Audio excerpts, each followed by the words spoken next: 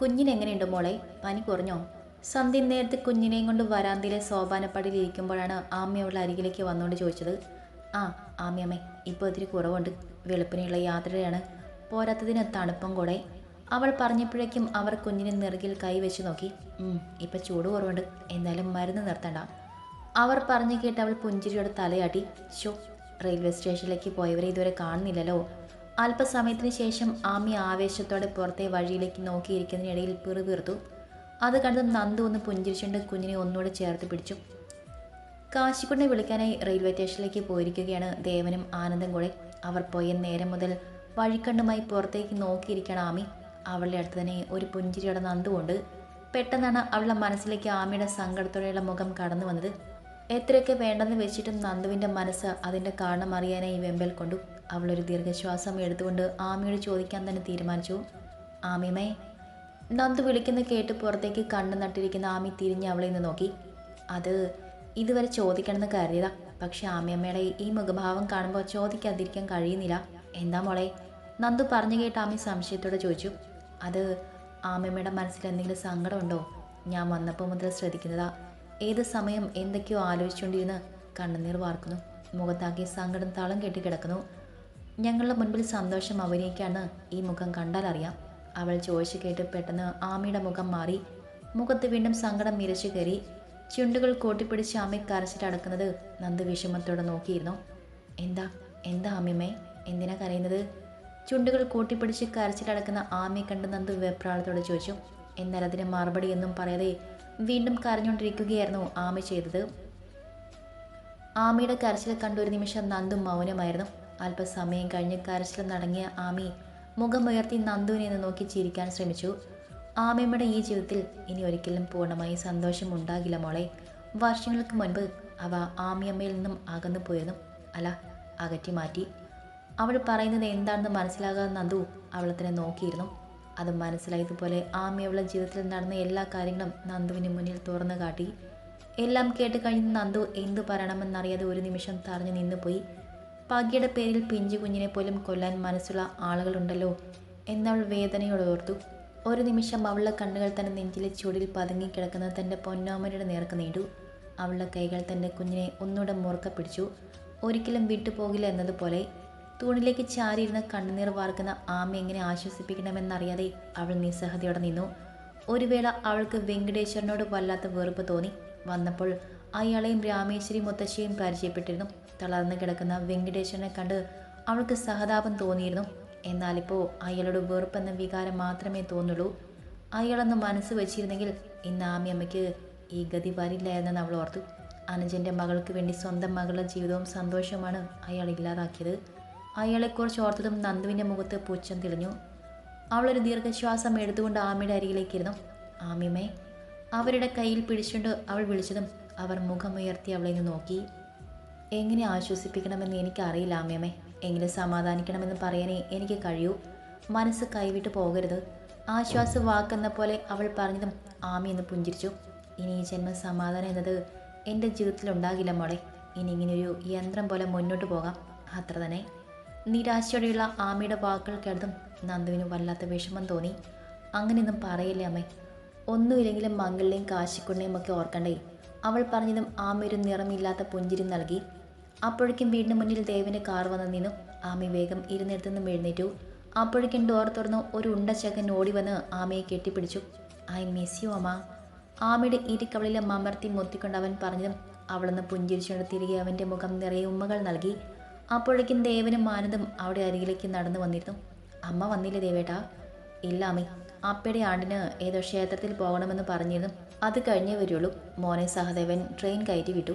ആമയുടെ ചോദ്യത്തിന് മറുപടി പറഞ്ഞുകൊണ്ട് കാശിയുടെ വലിയ ഭാഗം എടുത്തുകൊണ്ട് അയാൾ അകത്തേക്ക് കയറി. ചേ ചേ. പെട്ടെന്ന് നന്ദുവിൻ്റെ കയ്യിലിരുന്ന കുഞ്ഞിപ്പെണ്ണിൻ്റെ ശബ്ദം കേട്ടതും എല്ലാവരുടെയും നോട്ടം അങ്ങോട്ടേക്കായി. കുഞ്ഞിപ്പെണ്ണിനെ കണ്ടതും കാശിയുടെ മുഖം വിടർന്നു. അവൻ വേഗം നന്ദുവിന് അരികിലേക്ക് ചെന്ന് കുഞ്ഞിനെ തൊട്ടും തലോടിയും ഒക്കെ നിന്നു. ഹായ്, എന്തൊരു സോഫ്റ്റായി വാവയെ തൊടാൻ. ക്യൂട്ട് വാവ. ഇതാണോ ആനന്ദേട്ടാ ഏട്ടൻ്റെ വാവ? അവൻ കുഞ്ഞിൻ്റെ കവിളിൽ തലോടിക്കൊണ്ട് ആനന്ദിനോടായി ചോദിച്ചു. ആ അതേലോ, ഇതാണ് എൻ്റെ വാവയും വാവയുടെ അമ്മയും. അവൻ കുഞ്ഞിനെയും നന്ദുവിനെയും ചേർത്ത് പിടിച്ചുകൊണ്ട് പറഞ്ഞതും കാശി ഒന്ന് പുഞ്ചിരിച്ചു. ചേ എക്ക് ക്ക്. കുഞ്ഞിപ്പെണ്ണ് ആനന്ദിൻ്റെ കയ്യിൽ പോകാനായി നന്ദുവിൻ്റെ കയ്യിൽ കിടന്ന് ചാടി. അപ്പോഴേക്കും ആനന്ദ് കുഞ്ഞിനെ കൈ നീട്ടി എടുത്തിരുന്നു. ഹായ് ചേച്ചി, ഞാൻ കാശിനാഥൻ. ചേച്ചിയുടെ പേരെന്താ? പിന്നെ ഈ വാവക്കുട്ടിയുടെയും? അവൻ കുഞ്ഞിനെ നോക്കിക്കൊണ്ട് നന്ദുവിനോടായി ചോദിച്ചു. വാവക്കുട്ടിയുടെ പേര് ആനന്ദിക. കുഞ്ഞെന്നും വാവിന്നൊക്കെ വിളിക്കും. പിന്നെ എൻ്റെ പേര് നന്ദിനി, നന്ദു എന്ന് വിളിക്കും. നന്ദുവും പറഞ്ഞു. അപ്പോൾ ഞാൻ ചേച്ചി നന്ദേച്ചി എന്ന് വിളിക്കാം. കാശി സന്തോഷത്തോടെ പറഞ്ഞു. നന്ദു ഒന്ന് പുഞ്ചിരിച്ചു. പിന്നെ ആനന്ദേട്ടനെ വരുന്ന വഴിക്ക് പരിചയപ്പെട്ടിരുന്നു, അതുകൊണ്ട് ഇനി പരിചയപ്പെടേണ്ട ആവശ്യമില്ല. അവൻ പറഞ്ഞുകൊണ്ട് കുഞ്ഞിപ്പെണ്ണ് നേരെ കൈ നീട്ടി. ഞാനൊന്ന് എടുത്തോട്ടെ ആനന്ദേട്ടാ? അവൻ ആനന്ദിനെ നോക്കിക്കൊണ്ട് അനുവാദം ചോദിച്ചതും അവനൊന്ന് പുഞ്ചിരിച്ചുകൊണ്ട് കുഞ്ഞിനെ കാശിയുടെ കയ്യിലേക്ക് കൊടുത്തു. എന്നാൽ പരിചയമില്ലാത്ത ആളായതുകൊണ്ട് തന്നെ കുഞ്ഞിപ്പെണ്ണ് അവൻ്റെ കയ്യിൽ പോയില്ല. അവൾ നേരെ ആനന്ദിൻ്റെ തോളിലേക്ക് മുഖം അമർത്തി അവനെ അള്ളിപ്പിടിച്ച് കിടന്നു. പരിചയമില്ലാത്തതുകൊണ്ടാണ് കാശി, കൂട്ടായി കഴിഞ്ഞാൽ അവൾ നിൻ്റെ അടുത്തുനിന്ന് മാറില്ല. കാശിയുടെ മുഖം വാടിയത് കണ്ട് ആനന്ദ് അവൻ്റെ തോളിൽ തട്ടിക്കൊണ്ട് പറഞ്ഞു. അത് കേട്ടും അവനൊന്ന് പുഞ്ചിരിച്ചു. അപ്പോഴേക്കും അവിടേക്ക് രാമേശ്വരി മുത്തശ്ശി ഇറങ്ങി വന്നു. പിന്നെ കാശി അവരെയും കെട്ടിപ്പിടിച്ചു വിശേഷങ്ങളൊക്കെ പറഞ്ഞു അകത്തേക്ക് കയറി. മുത്തശ്ശിനെയും ഒന്ന് കണ്ട ശേഷം അവൻ തിരിഞ്ഞ് വീണ്ടും മാമിയുടെ അടുത്തേക്ക് വന്നു. ഭയങ്കര വിശപ്പമ്മ, ട്രെയിനിൽ നിന്നും ഒന്നും കഴിച്ചില്ല.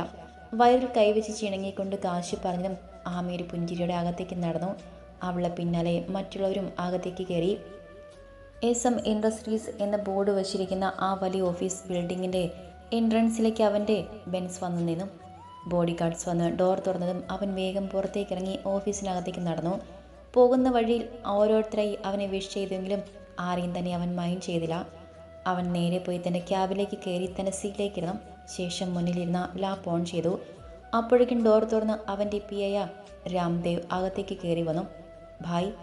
മുന്നിലിരിക്കുന്ന സഹീർ മുഹമ്മദ് എന്ന നെയിം ബോർഡിലേക്ക് കണ്ണുകൾ പായിച്ചുകൊണ്ട് അയാൾ വിളിച്ചതും അവൻ മുഖമുയർത്തി അയാളെ നിന്ന് നോക്കി. പറയൂ രാംദേവ്.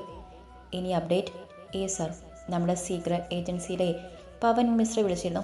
അവൾ കേരളത്തിലുണ്ട്. അയാൾ പറഞ്ഞതും അവൻ അയാളെ രൂക്ഷമായി നിന്ന് നോക്കി. സോറി സർ, മാഡം ഇപ്പോൾ കേരളത്തിലാണുള്ളത്. അവിടെ ചിത്രമംഗലം എന്ന ദേശത്തെ ലക്ഷ്മിപുരം തറവാട്ടിലാണ് അവർ ഉള്ളത്. അയാൾ പറഞ്ഞതും അതിനൊന്ന് മൂളിക്കണ്ടവൻ റിവോൾവിംഗ് ചെയറിലേക്ക് ചാരിയിരുന്നുകൊണ്ട് കണ്ണുകൾ മുറുക്കി അടച്ചു. ആ നിമിഷം അവൻ്റെ മനസ്സിലേക്ക് ധാവണിയെടുത്ത ഒരു 18-കാരിയുടെ മുഖം കടന്നു വന്നു. നിറയെ പീലികളുള്ള അവളുടെ പിടയ്ക്കുന്ന കണ്ണുകളും ചൂന്നു തൊടുത്ത അവളുടെ വിറയ്ക്കുന്ന അധരങ്ങളും താമരമുട്ട് പോലെ കൂമ്പി നിൽക്കുന്ന അവളുടെ മാറിടങ്ങളുമെല്ലാം അവൻ്റെ കൺമുന്നിൽ എന്നതുപോലെ തെളിഞ്ഞു വന്നു. അതിൻ്റെ ഫലമായി അവൻ്റെ ചുണ്ടിൽ ഒരു പുഞ്ചിരി തെളിഞ്ഞു വന്നു. നിമിഷ നേരം കൊണ്ട് അവൻ്റെ ഉള്ളിൽ മറ്റെന്തൊക്കെ ഓർമ്മകൾ തെളിഞ്ഞു വന്നതും അവൻ്റെ മുഖം വലിഞ്ഞു മുറുകി. കണ്ണുകൾ ചോരച്ചുവപ്പാർന്നു. വർദ്ധിച്ച ദേഷ്യത്തോടെ മുന്നിലെ ടേബിളിലിരുന്ന ഫ്ലവർ വേസ് എടുത്ത് അവൻ ചുമരിലേക്ക് ആഞ്ഞെറിഞ്ഞു. അവൻ്റെ പ്രവൃത്തിയിൽ രാംദേവ് ഞെട്ടലോടെ കണ്ണുകൾ മുറുക്കി അടച്ചു. വിടില്ല നന്ദിനി, നിന്നെ ഞാൻ ഈ ലോകത്തിൻ്റെ ഏത് കോണിൽ പോയി കുളിച്ചാലും നിന്നെ ഞാൻ എൻ്റെ കാൽ ചുവട്ടിലെത്തിക്കും. എന്നോട് ചെയ്തതിന് നിന്നെക്കൊണ്ട് ഞാൻ കണക്ക് പറയിച്ചിരിക്കും നന്ദിനി. വർദ്ധിച്ച പകയോടെ അവൻ മുരണ്ടതും അവൻ്റെ അഭാവമാറ്റം കണ്ട് അല്പം ഭയത്തോടെ പിന്നിലേക്ക് മാറി നിന്നു പോയി രാംദേവ്. എപ്പോഴാണ് ഒന്ന് സമാധാനമായത്? ആമി വിളമ്പിക്കൊടുത്ത ഭക്ഷണം സ്വാദോടെ കഴിച്ചു കഴിഞ്ഞ് ഏമ്പക്കം വീട്ടുകൊണ്ട് കാശി പറഞ്ഞതും ആമയും നന്ദുവും പരസ്പരം നോക്കിയൊന്ന് പുഞ്ചിരിച്ചു. ഇനി നന്നായിട്ടൊന്ന് ഉറങ്ങണം. ഇരു കൈകളിലും മുകളിലേക്ക് ഉയർത്തിയൊന്ന് ഞെളിഞ്ഞുകൊണ്ട് അവൻ പറഞ്ഞതും ആമി അവനെ നോക്കിയൊന്ന് തലയാട്ടി. പാട്ടിയുടെ ഇല്ലത്ത് പോയിട്ട് നീ 5 മിനിറ്റ് പോലും മര്യാദയ്ക്ക് കിടന്നൊന്ന് ഉറങ്ങിയിട്ടുണ്ടാവില്ലെന്ന് എനിക്കറിയാം. അവിടുത്തെ കോളനിയിലെ പിള്ളേരുടെ കൂടെ കളിച്ച് നടന്നിട്ടുണ്ടാകും. ആമി അല്പം ഗൗരവത്തോടെ പറഞ്ഞതും അവന് നിളിച്ച് കാണിച്ചു കൊടുത്തു. എന്താ അമ്മ, ഇപ്പോഴല്ലാതെ ഞാൻ പിന്നെ എപ്പോഴാ അമ്മ ഒന്ന് കളിക്കുന്നേ? സ്കൂൾ തുറന്നാൽ പിന്നെ ഫുൾ ടൈം പഠിത്തല്ലേ, ഒരു നേരം പോലും കളിക്കാൻ കിട്ടില്ല. കുട്ടികളെ ഈ പ്രായത്തിലല്ലേ അമ്മ കളിക്കേണ്ടത്? അവൻ ആദ്യം കൊഞ്ചലോടെയും പിന്നെ ചെറിയ ഗൗരവത്തോടെയും പറയുന്ന കേട്ടും അമ്മ അവനൊന്ന് കൂർപ്പിച്ച് നോക്കി. അതെൻ്റെ മോൻ പറഞ്ഞത് നേരാ. കളിക്കേണ്ട സമയത്ത് കളിക്കണം, പഠിക്കേണ്ട സമയത്ത് പഠിക്കണം. ഈ വെക്കേഷൻ ടൈമിലല്ലാതെ പിന്നെ എപ്പോഴാടും അവൻ കളിക്കുന്നത്? ആനന്ദിൻ്റെ കൂടെ അങ്ങോട്ടേക്ക് വന്ന ദേവൻ അവനെ സപ്പോർട്ട് ചെയ്തതും ചെക്കൻ ഒത്തിരി സന്തോഷമായി. താങ്ക്സ് അപ്പ. അവൻ ഓടിപ്പോയി ദേവനെ കെട്ടിപ്പിടിച്ച് ഉമ്മ കൊടുത്തു. അപ്പം ശരി, എല്ലാവർക്കും ഗുഡ് നൈറ്റ്. അതും പറഞ്ഞുകൊണ്ട് അവൻ നേരെ ബെഡ്റൂമിലേക്ക് ഓടിയതും എല്ലാവരും അവൻ്റെ പോക്ക് കണ്ട് ചിരിച്ചു. ഞങ്ങൾ ഇറങ്ങട്ടെ സാർ. പിറ്റേന്ന് അതിരാവിലെ തന്നെ തിരികെ പോകാനായി റെഡിയായി വന്ന ആനന്ദും നന്ദുവും കുഞ്ഞിപ്പെണ്ണും ദേവൻ്റെ അരികിലേക്ക് വന്ന് യാത്ര പറഞ്ഞു. ഇനി എന്നാടോ തിരികെ മുംബൈക്ക്? അയാൾ കുഞ്ഞിപ്പെണ്ണി ഒന്ന് തലോടിയ ശേഷം ആനന്ദിനോടായി ചോദിച്ചു. തീരുമാനിച്ചില്ല സാർ, എന്തായാലും അധികം വൈകില്ല, അവൻ പറഞ്ഞുകൊണ്ട് ദേവനെ നോക്കി. അതിനൊന്നും മൂളിക്കണ്ട അയാൾ ആനന്ദിൻ്റെ കയ്യിലിരിക്കുന്ന കുഞ്ഞിപ്പെണ്ണെ കയ്യിലേക്ക് എടുത്തു. ഇനി കുഞ്ഞുമണി എന്ന ഈ അപ്പൂപ്പനെയൊക്കെ കാണാൻ വരുന്നത്? ദേവൻ കുഞ്ഞിനെ കൊഞ്ചിച്ചുകൊണ്ട് ചോദിച്ചതും കുഞ്ഞിപ്പെണ്ണ് പൂപ്പ പൂപ്പ എന്ന് ശബ്ദമുണ്ടാക്കി ചിരിക്കാൻ തുടങ്ങി. അച്ചോടി കുഞ്ഞിപ്പെണ്ണേ, ഇത് എൻ്റെ അപ്പയാ. കാശിക്കുട്ടൻ കുഞ്ഞിപ്പെണ്ണിനെ ദേഷ്യം പിടിപ്പിക്കാനായി ദേവനെ ചുറ്റിപ്പിടിച്ചുകൊണ്ട് പറഞ്ഞു. അപ്പോഴേക്കും കുഞ്ഞിപ്പെണ്ണ് അവനെ കൂർപ്പിച്ച് നോക്കിക്കൊണ്ട് ദേവൻ്റെ തോളിലേക്ക് ചാഞ്ഞു. എല്ലാവരും അത് കണ്ട് പുഞ്ചിരിച്ചപ്പോൾ ആമയുടെ കണ്ണുകൾ ഈറനായി.